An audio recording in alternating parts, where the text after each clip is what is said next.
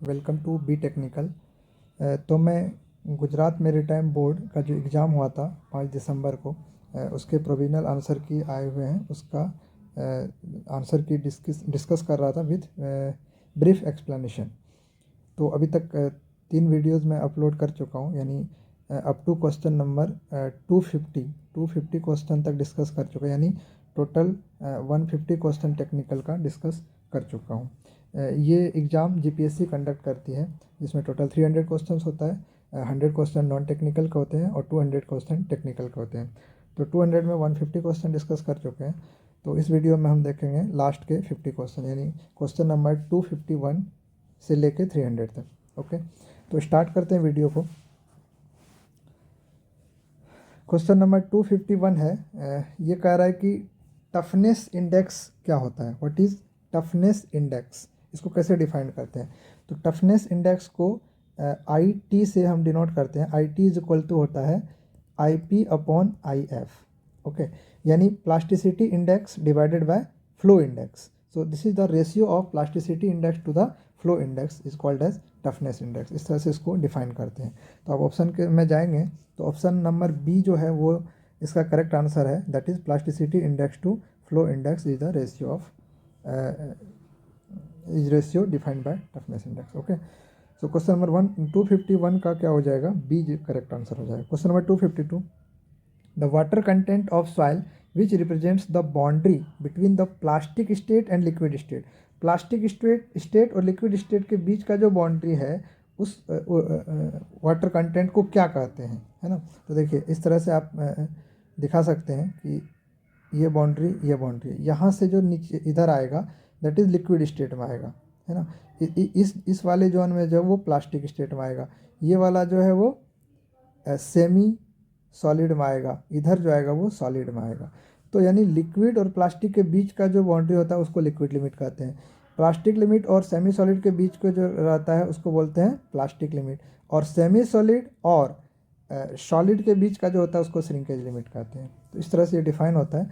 तो जो क्वेश्चन में पूछा गया हमें कि लिक्विड और प्लास्टिक के बीच का बाउंड्री क्या कहलाएगा, liquid limit. So B A is the correct answer. Liquid limit जो है वो करेक्ट आंसर हो जाएगा क्वेश्चन नंबर 252 का। Option A is correct. Question number 253, according to IS classification the range of silt size particle, है ना।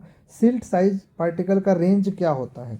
तो ये सिल्ट पूछा है, मतलब अगर लेस देन 0.002 mm रहता है तो उसको हम क्ले कहते हैं, यानी इनसे तो ज़्यादा होगा, 0.02 से ऊपर रहता है, ठीक है। और अगर 0.075 से ऊपर रहता है तो हम उसको क्या बोलते हैं, सैंड, यानी अप टू 4.75 mm से लेके 0.075 तक को हम क्या कहते हैं, ऊपर को ग्रेवल कहते हैं ना, तो सैंड कहते हैं। और सिल्ट की साइज क्या हो जाएगी फिर, तो 0.075 से लेके 0.002 तक, तो यानी डी जो होगा वो करेक्ट आंसर हो जाएगा।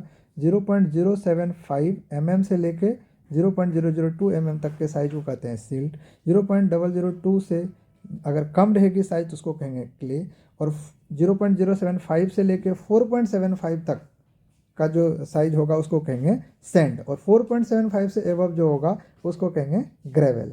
ओके, और फिर उसमें भी 20 mm से ऊपर रहेगा तो कोबल है, फिर बहुत सारा आगे सेक्लोपियन है, 75 mm का जो साइज होता है उसको सेक्लोपियन एग्रीगेट कहते हैं, तो आप देखेंगे आगे।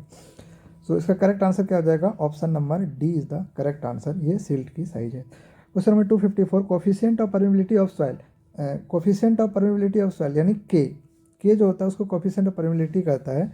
इसके लिए कौन सा ऑप्शन करेक्ट है, तो does not depend on temperature. Temperature पे डिपेंड नहीं करता, नहीं, ऐसी ऐसी बात नहीं है, वो टेम्परेचर पे डिपेंड करता है। मीन्स उसका रिलेशन क्या होता है वो मैं बताता हूँ आपको। तो के जो होता है that is coefficient of permeability, ये होता है डायरेक्टली प्रोपोर्शनल टू टेम्परेचर, क्योंकि K is inversely proportional to dynamic viscosity. तो डायनामिक विस्कोसिटी जो होता है वो इन्वर्सली प्रोपोर्शनल होता है टेम्परेचर का, है ना। मतलब टेम्परेचर हम इंक्रीज करेंगे तो डायनामिक विस्कोसिटी डिक्रीज करता है किसके, लिक्विड के केस में। ओके, तो लिक्विड के केस में अगर हम टेम्परेचर इंक्रीज करेंगे तो डायनामिक विस्कोसिटी डिक्रीज करता है। It means mu is inversely proportional to T and K inversely proportional to mu. So you can say that कि k is directly proportional to t। अगर t increase करेंगे तो k क्या होगा, increase करेगा। So option B जो होगा वो करेक्ट आंसर हो जाएगा। इसका रिलेशन होता है और कैसा होता है, डायरेक्टली प्रोपोर्शनल होता है। इंक्रीज होगा टेम्परेचर तो कोफिशिएंट ऑफ परमिबिलिटी इंक्रीज होगी। Question number 255, coefficient of consolidation of a soil is affected by, coefficient of consolidation of soil is affected by, किससे अफेक्ट होता है, coefficient of consolidation, okay, CV, coefficient of consolidation CV, ये किससे effect होगा, compressibility से, permeability से, both compressibility and permeability, none of the. तो ये दोनों से अफेक्टेड होता है, यानी कंप्रेसिबिलिटी यानी ए भी से भी इफेक्ट करेगा, that is coefficient of consolidation. और दूसरा क्या कह रहा है, परमिबिलिटी के पे भी डिपेंड करता है ना, रिलेशन होता है उसका K is equal to AB MB gamma W, K is equal to AB MB gamma W, ये रिलेशन होता है। तो ये दोनों इफेक्ट करेगा उसको, कंप्रेसिबिलिटी भी और परमिबिलिटी। सो सी जो हो जाएगा वो करेक्ट आंसर हो जाएगा। Question number 256, the shear resistance of soil is constituted basically of the following, shear resistance है ना, shear resistance is constituted basically of the following, structural resistance, frictional resistance, cohesion और adhesion. देखिए इस question को आप objection में डाल सकते हैं, क्वेश्चन नंबर 256 को, कि shear resistance of a soil, soil का शियर रेसिस्टेंस कंस्टिट्यूटेड बेसिकली किस पे डिपेंड करेगा, तो कोहेजन और अडेजन। नहीं, ऐसा कुछ नहीं है, सिर्फ कोहेजन पे क्यों डिपेंड करेगा, है ना। यहाँ पे तो ऐसा नहीं कि क्ले की बात कही गई है ना, तो कोहेजन ऐसा तो कुछ है नहीं। Share resistance of soil, soil की बात करी गई है, तो वो इसका जो करेक्ट ऑप्शन है वो सी नहीं होना चाहिए। आयोग ने इसका ऑप्शन सी दिया है, तो आप इसको ऑब्जेक्शन में डाल सकते हो, है ना। इसका वो फ्रिक्शन पे भी डिपेंड करेगा, ऑब्वियसली बात है, कोहेजन पे भी डिपेंड करेगा, स्ट्रक्चरल रेसिस्टेंस पे भी डिपेंड करेगा। तो मेरे हिसाब से डी जो है वो करेक्ट आंसर होनी चाहिए। बाकी हम फाइनल आंसर की के बाद ही इसको देखेंगे, ओके। आप इसको ऑब्जेक्शन में डाल सकते हैं क्वेश्चन नंबर 256 का। Question number 257, total lateral earth pressure is proportional to, lateral earth pressure, ये देखिए ये क्या कह रहा है कि अर्थ प्रेशर कैसे हम निकालते हैं, कहीं कहीं पे भी देखिए ये हाइट के डायरेक्टली प्रोपोर्शनल होता है ना। सपोज करो ये वाल है ना, यहाँ पे मटेरियल फील है, और अगर हमको यहाँ पे प्रेशर कितना होगा, तो इस तरह से ट्रेंगुलर वेरिएशन होता है, तो ये क्या हो जाएगा, KA गैमा H, है ना, ये होता है प्रेशर, KA गैमा H।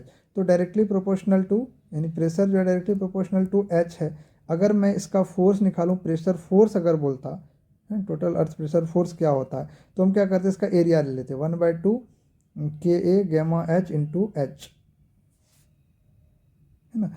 तो इसका एरिया ले लेते तो वो H स्क्वायर में हो जाता है, directly proportional, square of the depth of the soil, तो B हो जाता। तो इसको भी आप ऑब्जेक्शन में डाल सकते हैं क्वेश्चन नंबर 257 पे, ठीक है।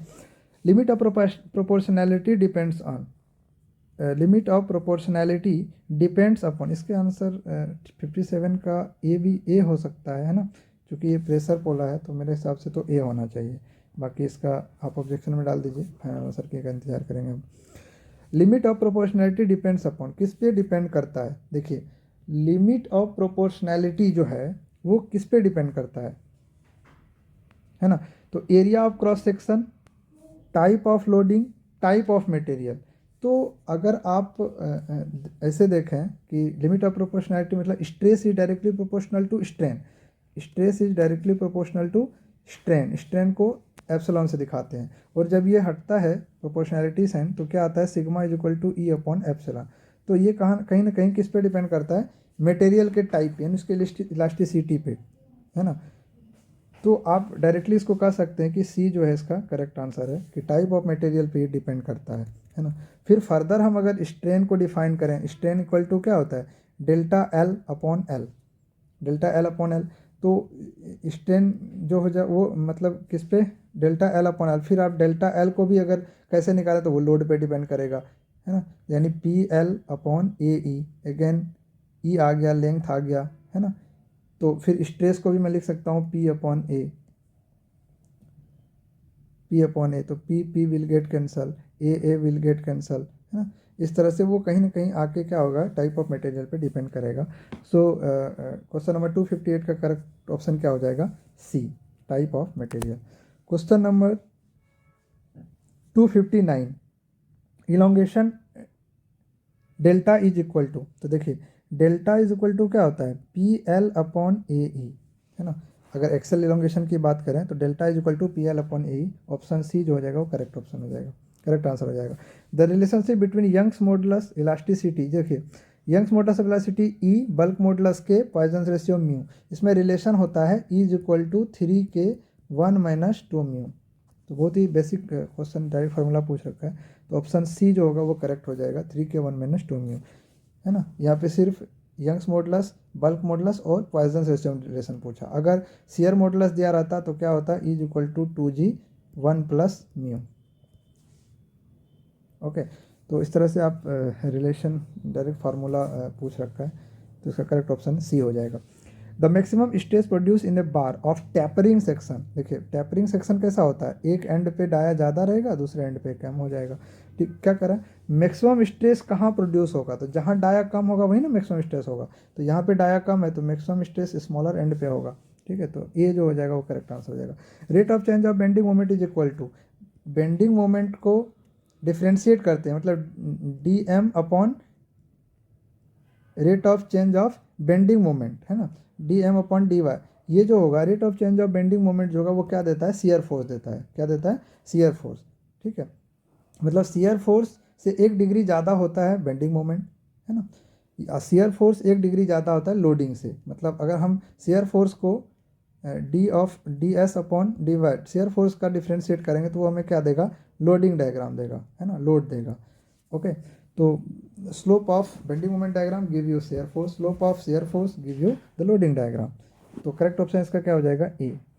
Question number 263, maximum bending moment for a simply supported beam supporting UDL, एक सिंपली सपोर्टेड बीम है उस पर यूडीएल एक्ट कर रहा है, सिंपली सपोर्टेड बीम है उस पर यूडीएल एक्ट कर रहा है, तो क्या कह रहा है कि मैक्सिमम बेंडिंग मोमेंट क्या होगा, तो क्या होता है WL²/8, यानी मिडल में इसका मैक्सिमम बेंडिंग मोमेंट होगा, दैट इज WL²/8। बहुत ईजी क्वेश्चन था, ये जो होगा उसका करेक्ट आंसर हो जाएगा। The value of Poisson ratio for steel, steel का पॉइजन रेशियो क्या होता है, 0.25 से 0.35 के बीच में वेरी करता है ना। ये स्टील बोला है, स्टील का पॉइजन रेशियो 0.25 से 0.35, है ना। ये पॉइजन रेशियो आपको ध्यान रखना है ना, यहाँ पे कंफ्यूज नहीं करना, ये डक्टिलिटी या कार्बन कंटेंट नहीं पूछा है, ये पूछा पॉइजन रेशियो स्टील का क्या होता है, that is 0.25 to 0.35। Maximum bending moment in a beam occurs, bending moment कहाँ पे अकर होता है, जहाँ पे शेयर फोर्स 0 होता है, सिंपल सी बात है। तो ऑप्शन डी जो होगा वो करेक्ट आंसर हो जाएगा, शेयर फोर्स जहाँ 0 होगा वहाँ पे बेंडिंग मोमेंट मैक्सिमम होने के चांस होते हैं। ठीक है, मैक्सिमम होता है। The water pipeline should be laid above the sewer a vertical distance of about, ये डाटा है क्वेश्चन नंबर 266 का, तो 2 मीटर एबव रखते हैं उसको। ओके, तो A is the correct answer हो जाएगा कि water pipeline should be laid above the sewer, sewer से 2 मीटर, कितना, 2 मीटर अबव रहता है वाटर पाइपलाइन। ओके, सीवर जहाँ लेड किया रहता है उससे 2 मीटर अबव रहता है water pipeline. 1 degree of hardness will be equal to, 1 degree of hardness will be equal to 14.3 milligram of calcium carbonate in 1 litre of water, 1 litre water में 14.3 milligram calcium carbonate होता है, तो वो क्या देता है, 1 डिग्री ऑफ हार्डनेस देता है। ये क्वेश्चन बहुत बार जेपीएससी में पूछ रखा है, तो इसका सी जो होगा वो करेक्ट आंसर हो जाएगा। The measurement of colour in water is carried out by means of tintometer, किससे मेजर करते हैं, टिंटोमीटर, है ना। कलर की जहाँ भी बात हो, कलर किससे मेजर करते हैं, हम टिंटोमीटर से मेजर करते हैं। ठीक है, tintometer is the instrument we measure the colour in the water. ठीक है, जो कलर इंडिकेट करता है टिंटोमीटर। तो डी हो जाएगा correct option, question number 268। Now question number 269, the maximum permissible limit for wastage of water through the water pipe will be, through the water pipe will be dash litre per hour पर centimetre. तो ये भी data है, आपको code में ये मिल जाएगा। पर length of the pipe in kilometre में लेंथ का है, किलोमीटर में दिया हुआ है। तो ये पूछा कि मैक्सिमम परमिसिबल लिमिट जो होगा for wastage of water through water pipe में, उसकी परमिसिबल लिमिट कितना परमिट किया गया है, तो 11.6 जो है उसका करेक्ट आंसर होगा। ठीक है, 11.6 जो होगा करेक्ट आंसर 269 का। ये डाटा है, आपको याद रखना है। ओके, क्वेश्चन नंबर 270, ये आप ऑब्जेक्शन में डाल सकते हैं। क्वेश्चन नंबर 270 ये कह रहा है एज पर इंडियन स्टैंडर्ड के हिसाब से desirable value of total hardness of water is, as per Indian standard desirable value of total hardness of water. देखिए, जो ये होता है 200 एंड 600, 200 जो होता है वो होता है कि क्या कहते हैं उसको, ये होता है परमिसिबल, है ना, ये होता है कॉज ऑफ रिजेक्शन। तो परमिसिबल वैल्यू जो है वो कितना है, 200, है ना, कितना होता है 200। परमिसिबल वैल्यू कितनी है, 200 मिलीग्राम पर लीटर। ओके, और ये होता है कॉज ऑफ रिजेक्शन। ठीक है, इसके बाद आप उसको ये कर सकते हैं। तो आप यहाँ पे ना ऑप्शन में 200 तो है, ये क्या है, डिजायरेबल वैल्यू पूछ रहा है। तो इसका अगर हम परमिसिबल माने डिजायरेबल वैल्यू को, तो इसका ऑप्शन ए जो होगा वो करेक्ट हो जाएगा। ठीक है, और अगर कॉज ऑफ रिजेक्शन के टर्म में लिखें तो ये 300 हो जाएगा इसका ऑप्शन, है ना। बी जो होगा वो करेक्ट होना चाहिए, मतलब 300 तो होगा ही नहीं, बी तो होगा, वो इनकरेक्ट होगा, सी इनकरेक्ट है। तो 500 ये भी नहीं है, तो 600 ऑप्शन में दिया ही नहीं है। अगर आप कोड देखेंगे तो उसमें दो ही वैल्यू दिया हुआ है, 200 and 300। Okay okay, so question number 271 क्या कर रहा है, the purpose of installation of screen is to remove. Screen हम क्यों प्रोवाइड करते हैं वाटर में, है ना, वाटर सप्लाई सिस्टम में स्क्रीन क्यों प्रोवाइड करते हैं। तो स्क्रीन क्या करता है, जो फ्लोटिंग मटेरियल आता है रिवर में, है ना, बड़े साइज का रहता है, डेब्रिस रहता है, फ्लोटिंग मटेरियल, उसको वो अलग कर देता है ना। तो स्क्रीन हम यूज करते हैं। तो ऑप्शन सी जो हो जाएगा वो करेक्ट आंसर हो जाएगा 271 का। स्किमिंग टैंक का डिटेंशन पीरियड कितना होता है, तो वो 3 से 5 मीटर के आसपास होता है। स्किमिंग टैंक का डिटेंशन पीरियड कितना होता है, 3 to 5 मिनट। ये डमी एक्टिविटी क्या होता है, जिसके मतलब एक वो आर्टिफिशियली इंट्रोड्यूस किया जाता है, उसको डॉटेड लाइन से दिखाते हैं। सपोज करो ये एक्टिविटी ए है, ये एक्टिविटी बी है ना, ये एक्टिविटी सी है। ओके, और उसमें से एक ये एक्टिविटी है, इसके बाद ये एक्टिविटी डी है। तो ये इसको कहते हैं डमी एक्टिविटी, इसको डॉटेड लाइन से दिखाते हैं, इसके 0 ड्यूरेशन होते हैं। ठीक है, तो आर्टिफिशियली इंट्रोड्यूस सही है, it is represented by dotted line, ये भी करेक्ट है, और does not consume any time, कोई भी टाइम कंज्यूम नहीं करता है। So D is the correct answer for question number 273। Now question number 274, the time by which activity completion time can be delayed without affecting the start of succeeding activity। जब भी succeeding activity का बात आए, मतलब without affecting succeeding activity जहाँ पे भी दिखे, तो उसका आंसर क्या हो जाएगा, फ्री फ्लोट। हमेशा याद रखिए कि जब कभी भी इस तरह क्वेश्चन आए, थोड़ा सेंटेंस वाला रहता है, बट अगर आपको दिखे कि विदाउट अफेक्टिंग सक्सीडिंग एक्टिविटी है, सक्सीडिंग एक्टिविटी देखिए आप, तो आप सीधे फ्री फ्लोट इसका आंसर मार दीजिए। तो ऑप्शन नंबर सी जो हो जाए वो करेक्ट हो जाएगा इसका। Now question number 275, who inverted bar chart. Bar chart कौन इन्वेंट किया है, that is Henry Gantt. Henry Gantt ने बार चार्ट का इन्वेंशन किया है। ठीक है,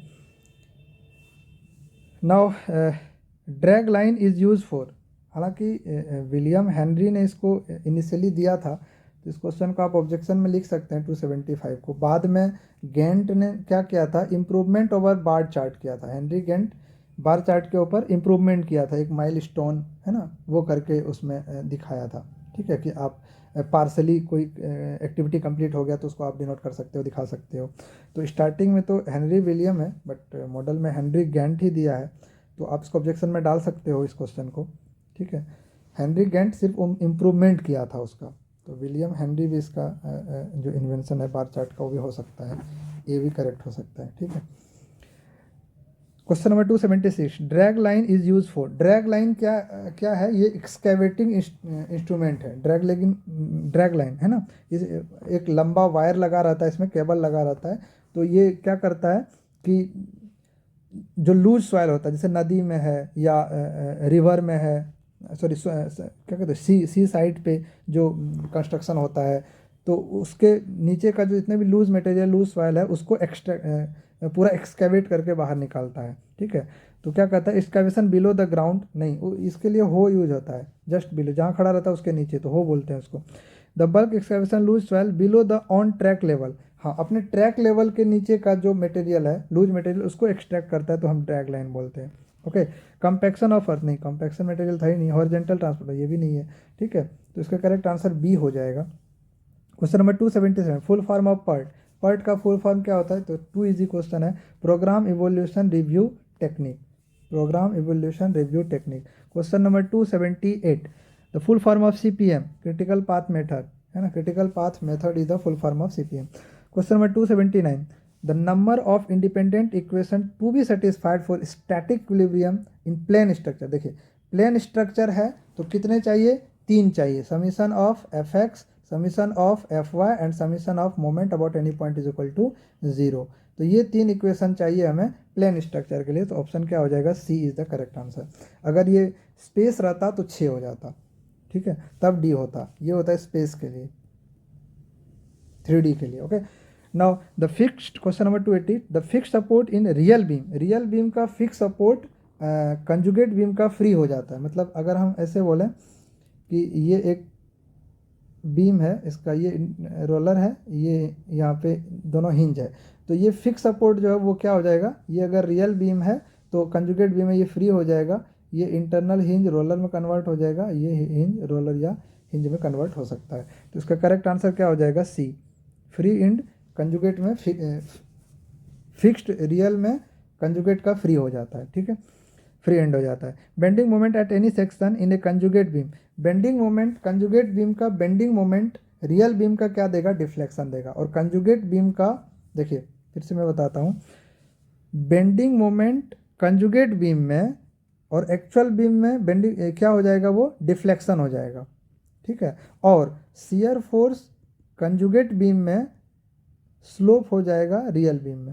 ओके, मतलब कंजुगेट बीम का shear force gives the slope of real beam and conjugate beam में जो मोमेंट होगा, बेंडिंग मोमेंट, वो डिफ्लेक्शन देगा रियल बीम का। तो करेक्ट ऑप्शन इसका बी हो जाएगा। The tacheometric method of surveying is generally preferred for, tacheometric method कब यूज किया जाता है, जैसे कि पहाड़ी एरिया में हमको करना है, हिली एरिया में सर्विंग करना है, तो वहाँ पे आप टेकोमेट्रिक मेथड यूज करते हो। मतलब we can say that that is the difficult terrain, so D is the correct answer. Okay, जहाँ पे हम पहुँच नहीं सकते, थोड़ा सा उबड़ खाबड़ है, डिफ़िकल्ट टेरेन है, तो ऐसे जगह में, मतलब हिली एरियाज़ में टेकोमेट्रिक मेथड यूज़ होता है। Okay, question number 283, reduce level of a point is its height और डेप्थ एबव और below R L.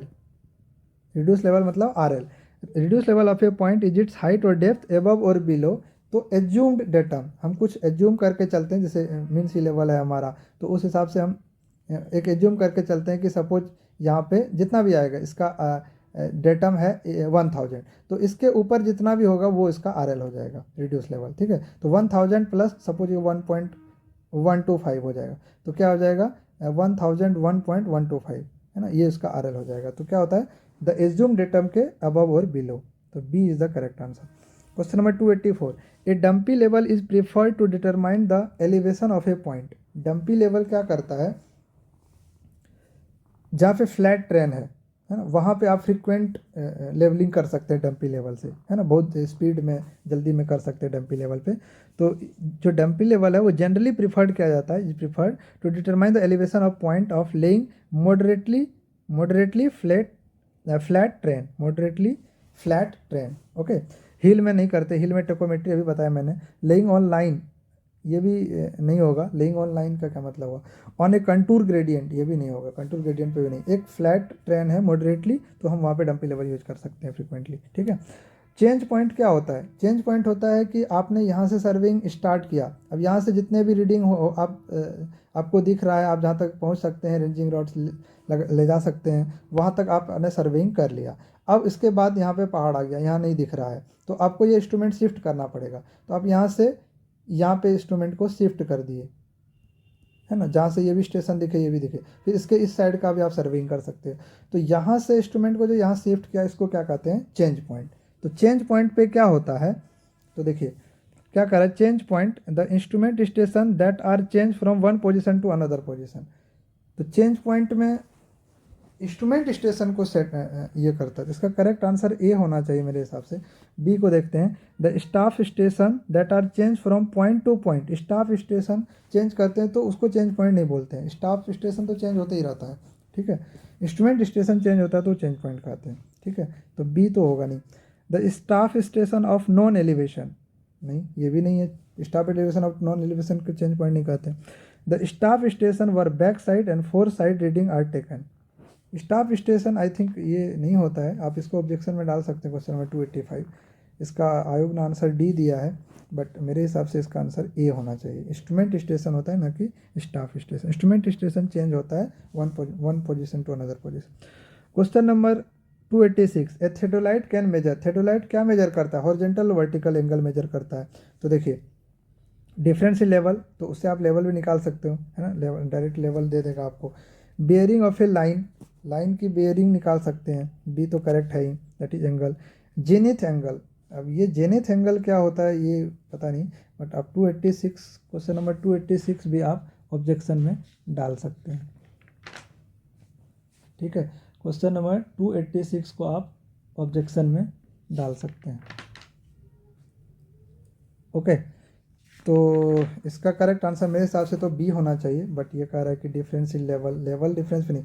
Theodolite measure only horizontal vertical angle, तो बियरिंग मेजर करता है, तो इसका सही आंसर तो बी होनी चाहिए, बट आप इसको ऑब्जेक्शन में डाल दीजिए, इसको ऑब्जेक्शन में डाल दीजिए, इसको ऑब्जेक्शन में डाल दीजिए, ओके। तो इन्होंने, आयोग ने इसका आंसर क्या दिया है, डी दिया है। Question number 287, quadrantal bearing is always measured from. Quadrantal bearing is always measured from. Quadrantal bearing हमेशा कहाँ से, नॉर्थ और साउथ, है ना, नॉर्थ और साउथ से ईस्टवर्ड या वेस्टवर्ड में मेजर करते थे, आइदर नॉर्थ एंड और south end of the magnetic meridian as the case में बी, ठीक है। जिसके नज़दीक होगा वो ले लेते, तो C is the correct answer. खाली नॉर्थ से अगर आता तो ये होल सर्कल बेयरिंग के लिए होता है। The south of the magnetic meridian, ना ये तो होगा ही नहीं, ठीक है, नन ऑफ दिस ना। इसका करेक्ट आंसर हो जाएगा C. The curve preferred for vertical curve is A. The curve preferred for vertical curve, vertical curve के लिए जो प्रीफर करते हैं वो पैराबोला होता है, तो C is the correct answer. Vertical curve के लिए पैराबोला, है ना। The most widely use transition curve for small deviation angle for simplicity in setting out is, ठीक है। इसके लिए हम क्या करते हैं, क्यूबिक पैराबोला आप दे सकते हैं कि most widely use transition curve. देखिए इसमें क्यूबिक पैराबोला भी है, स्पाइरल भी है, ठीक है। तो जो मोस्ट वाइडली यूज्ड कर रहा है फॉर स्मॉल डिविएशन एंगल, तो इसका ऑप्शन ए जो है वो करेक्ट हो जाएगा, that is cubic parabola. Most widely use transition curve small deviation angle के लिए, ठीक है, ये चीज़ें ध्यान रखना आपको। स्मॉल डिविएशन एंगल के लिए या सिंप्लिसिटी फॉर सेटिंग आउट के लिए क्यूबिक पैराबोला जो होता है वो ज़्यादातर यूज होता है।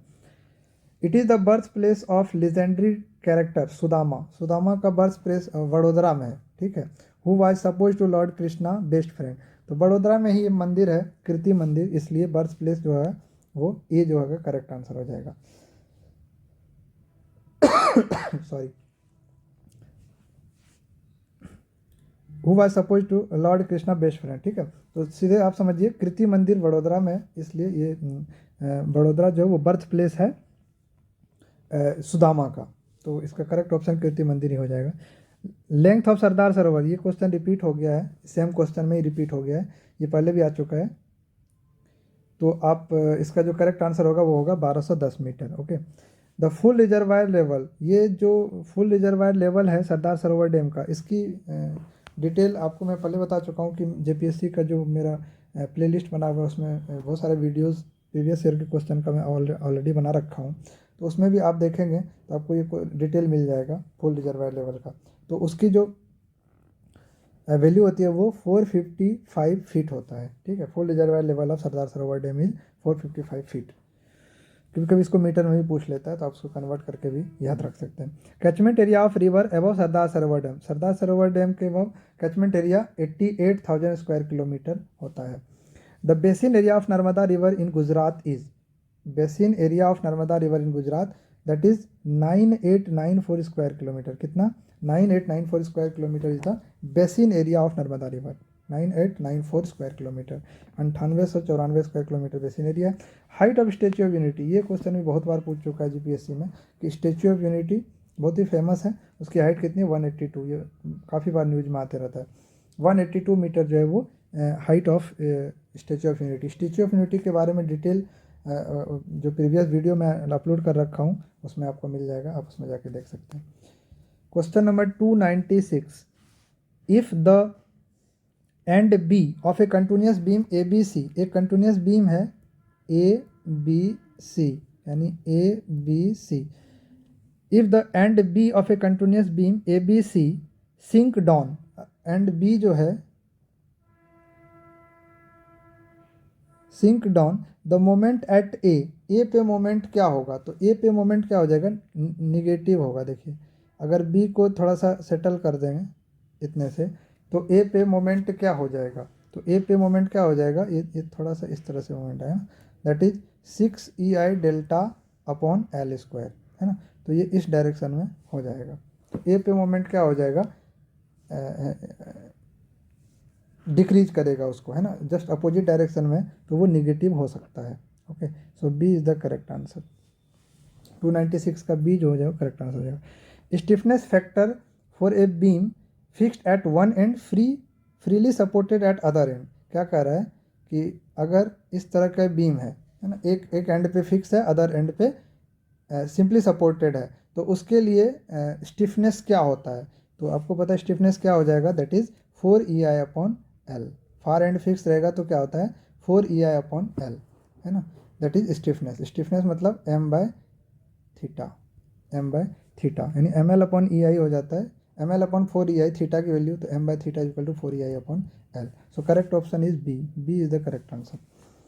For plane truss, if the truss is for plane truss, if the structure is statically determinate, for plane truss if structure is statically determinate, the relation between joint J, number of members M and number of reaction component R will be. तो क्या होता है? M is equal to 2J minus 3, 2J minus 3 मतलब R, तो 2J minus R हम बोल सकते हैं. M is equal to 2J minus R इसके बराबर होगा. तो अब इसमें कर लीजिए, तो क्या R को उस साइड ले जाएगा, M plus R is equal to 2J, तो 2J बराबर M प्लस आर. ए जो हो जाएगा वो करेक्ट आंसर हो जाएगा.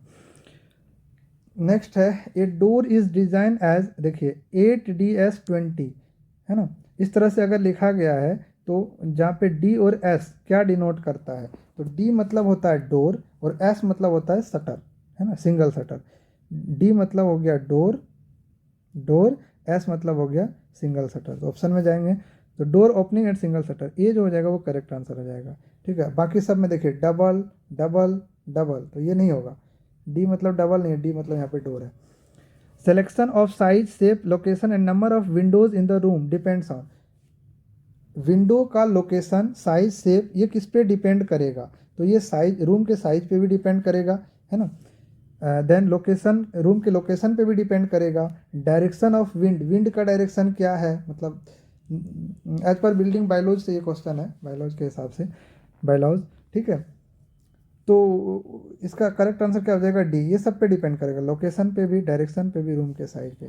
तो ये था 300, टोटल 300 क्वेश्चंस इसमें पूछा गया था गुजरात मेरीटाइम बोर्ड में, जिसमें से 100 क्वेश्चन नॉन टेक्निकल था जो गुजराती में रहता है, 200 क्वेश्चन टेक्निकल था. ये सारे 200 क्वेश्चन हमने प्रोविजनल आंसर की विथ ब्रीफ एक्सप्लेनेशन के साथ डिस्कस किया है. इसमें आपको कहीं भी लगता है कि कोई चीज़ें गलत है या कोई डाउट लग रहा है तो आप कमेंट कर सकते हैं इस वीडियो के कमेंट सेक्शन में जाके. और जो भी क्वेश्चन मैंने आपको ये किया है वो ऑब्जेक्शन में आप डाल सकते हैं, वो क्वेश्चन ऑब्जेक्शनेबल हैं. तो फाइनल आंसर की आएगा तो हम देखेंगे कि हमारा कौन कौन सा क्वेश्चन डिलीट हुए हैं या किसमें कुछ में कुछ चेंज हुए हैं. ओके, तो देखते रहिए बी टेक्निकल में, और भी वीडियोज़ मैं आपके लिए लाते रहूँगा.